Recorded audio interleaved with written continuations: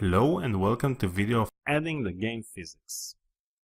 We're gonna look into the physics logic required for this game, and we're gonna implement the physics logic on the ball, bricks and paddle. In the previous section we've created this demo. As you can see, the ball has an X speed and Y speed, and it goes through the bricks without any return logic, without any physics logic. So in this section we're gonna add the physics logic, which is gonna give the game a more natural look. If a ball hits the brick, it goes back. So let's take a look at the code. Now first thing we're going to do is, if you recall, in the previous section we just added Y speed to the X value and reduced it from the X value every time. Now this was for demo purposes. Now we're going to add a more natural movement, which means that if the ball is going up, then we're going to handle the Y values only. The Y speed is reduced from the ball Y value in each tick. Otherwise, if the ball is going down, then we're gonna add the Y speed to the Y value. Because as I've stated in the previous section, Y values go from 0 to in this case, 700, and while 0 is the top of the screen, 700 is the bottom of the screen. So if it's going up, we need to reduce the Y value from the ball, basically remove the Y speed values in each tick. And if it's going down, we're gonna add the Y speed to the Y value. Now, since we have ball right variable, which lets us know if the ball is going right or left. So if the ball is going right, we're gonna add the X speed value in each tick to the X value of the ball.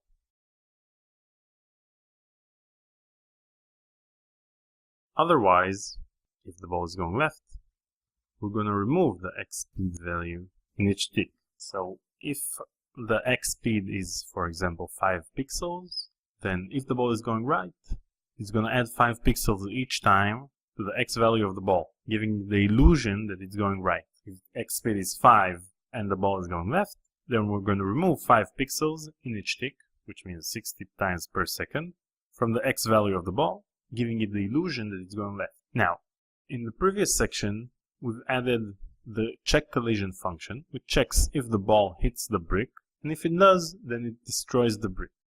If we take a look at the destroy brick function, what it does is run an animation which shows the disappearance of the brick. But the brick itself doesn't disappear from the screen. It still resides in the screen, and it still exists in the bricks array, which means that even though we've hit the brick, and even though the brick shouldn't be on screen, it will still run through the loop of the bricks which are tested for collision. So in order to fix this problem, what we need to do is check if the ball hit that brick and that brick is destroyed, then we need to remove it from the bricks array by using splice. The splice function in JavaScript can be used on an array, letting you know which location in the array you want to remove and how many elements you want to remove from that location on. So in our case, since we found out that the ball hit bricks at location Y, we want to remove that brick from that array. Once it's removed, then we no longer need to worry that the bricks loop will test that brick. Now, since we remove a certain element from the array, then the next element will go back to that location. So we need to do a little fix, which we'll add by adding I minus minus. Because just to give you a sense of what's going on, let's say we have these 3 bricks and our current I value is 1, which means that X2 is the brick currently being hit. Once we remove it, the I value is still 1, and since we're going over the iteration inside the loop, then the I will become 2 and will no longer test the X3 value. So in order to fix that, reduce 1 from the I value. So basically, if we tested location number 1, after we splice a brick, we'll test location number 1 again, because it has a new value inside of it now. Now another thing we need to test, apart from the collision with the bricks and with the paddle itself, we need to test if the ball hit the wall in a certain location. So I'm going to paste the relevant code. So as you can see, here we have the various tests. If ball x plus ball radius is larger than the width of the stage, means that the ball hit the right side of the screen. So first of all, what we do is fix the location. Since the ball speed is dynamic, we may reach a situation that due to the fact that in each tick we add 6 pixels or 7 pixels to the x value, we may reach a situation that the ball itself passes by a few pixels the entire width of the stage.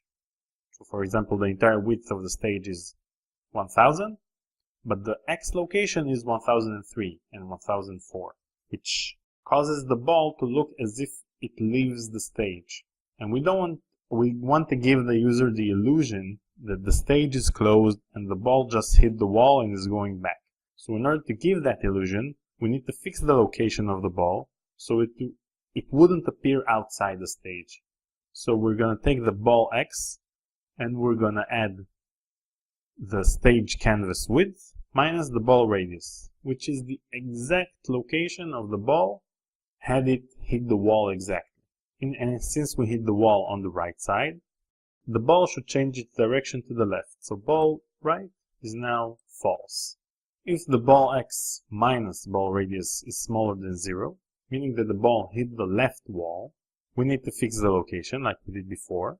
And then we're going to set the direction of the ball to the right side. So ball right equals true. Same goes for the top and the bottom. If the ball hit the top border of the screen, then we're going to change the direction of the ball to down. Basically, ball up equals false. And last but not least, if we hit the bottom of the screen, the ball should go up. Now this last if statement will be changed in a future section, because if the ball hits the bottom of the screen, then we lose a life.